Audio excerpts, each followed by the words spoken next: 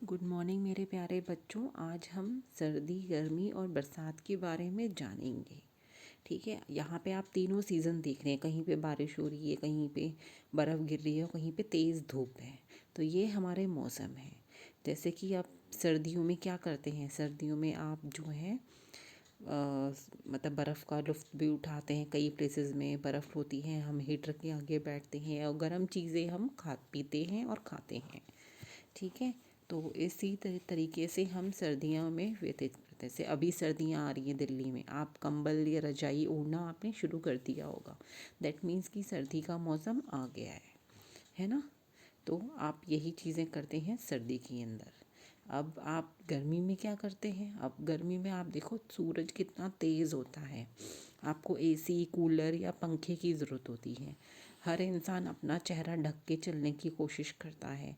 आप आइसक्रीम या ठंडा पानी फ्रिज का पीने की कोशिश करते हैं ताकि आपकी गर्मी जो है वो दूर हो सके।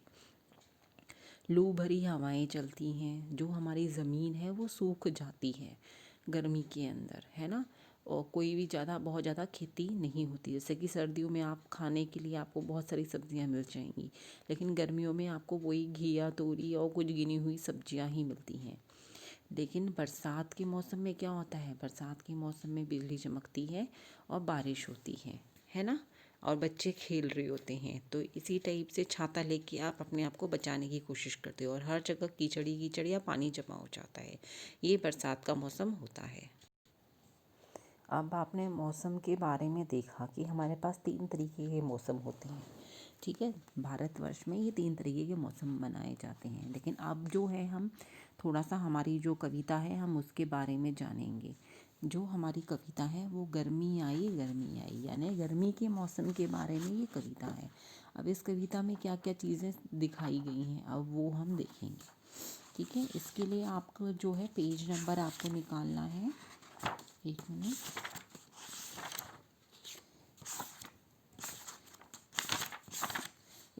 इसके लिए आपको पेज नंबर 105 निकालना है, जिसमें कि आपको ये कविता मिल जाएगी।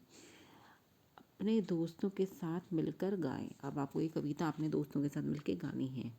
गर्मी आई पंखे कूलर कुल्फी लाई, सूरज दादा लगे भड़कने, धूप करारी लगी कड़कने, पेड़ों की छाया मन भाई, गर्मी आई, सड़कें सूनी सूनी गलियां, बंद दरवाजे खुली खिड़कियां, बाहर जाना तो आफत है, घर के अंदर ही राहत है, बिन बिजली सांस घबराई, गर्मी आई, पीते सब शरबत ठंडाई, कुल्फी सबके मन को भाई, गर्मी आई। ठीक है, अब हम इस पोएम को और भी अच्छी डिटेल में पढ़ेंगे और समझेंगे।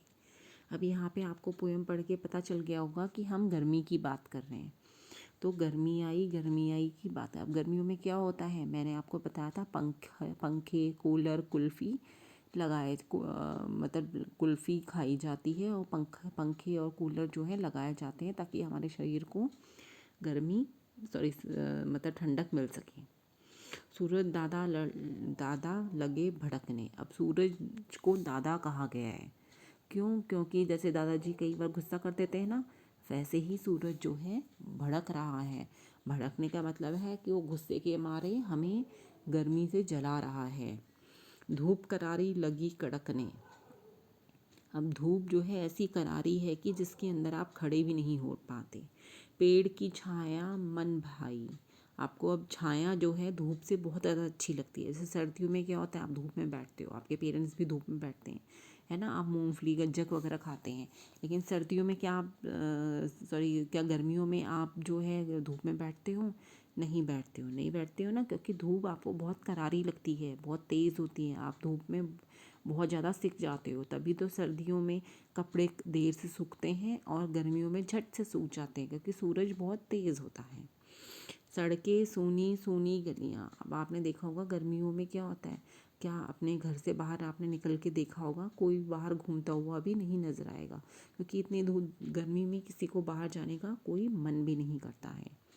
बंद दरवाजे खिड़कियाँ, अब सबके दरवाजे बंद होते हैं क्योंकि एसी कूलर चल रहे होते हैं, ताकि घर के अंदर ही ठंडक रहे और बाहर ना जाए, है ना। इसीलिए बंद दरवाजे और खिड़कियाँ भी कई बार खुली होती हैं, ताकि हवा जो है सिर्फ खिड़कियों से आर पार हो सके। जिनके घर में एसी नहीं है तो वो खिड़कियाँ खोल के कूलर चला लेते हैं, जिससे कि ठंडी हवा पास होती रहे।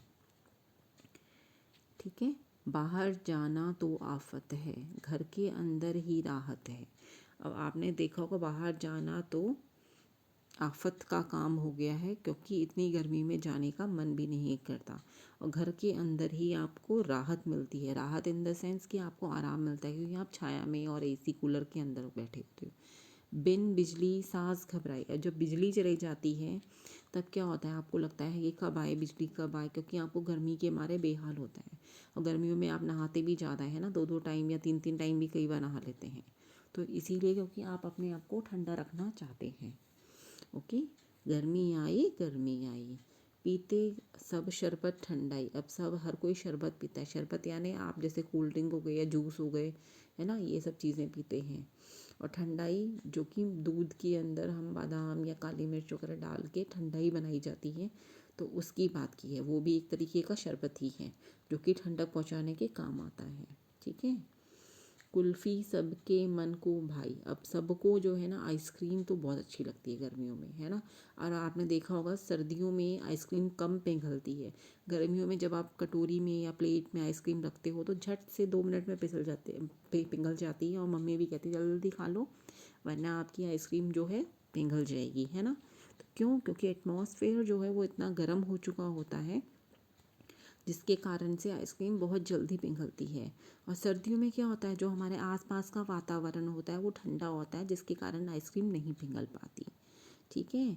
तो कुल्फ़ी सबको के मन को इसीलिए गर्मियों में ज़्यादा अच्छी लगती है कि हमारे अंदर देखना ठंडक हो जाती है। आपने खाया होगा आइसक्रीम, जो ठंडाई पी होगी या शरबत पिया होगा, या आप आइसक्रीम खाते हैं तब भी आपको लगता होगा कि देखो अंदर तक मेरी तो ठंडक जा रही है। आपको फील भी होता होगा कि वो ठंडी ठंडी आइसक्रीम कहाँ कहाँ से जा रही है ना। तो ये आपकी पोयम है। अब आपको ये पोयम जो है ना रीड करनी है। अभी तो मुझे पता है कि दिवाली का फंक्शन है, जिसके कारण से आप लोग थोड़े से बिज़ी हो, लेकिन हाँ जब आपकी दिवाली हॉलीडेज़ पड़ेंगी तो आप इसे रीड ज़रूर कीजिएगा। और अब भी रीड करने की कोशिश कीजिए, दिन में 5 मिनट या 10 मिनट का टाइम लगा निकालें और ये पोयम ज़रूर लर्न करें। ठीक है। आई होप कि आपको ये पोयम समझ में आई होगी। Take care and have a nice day. Bye bye बेटा एंड टेक केयर।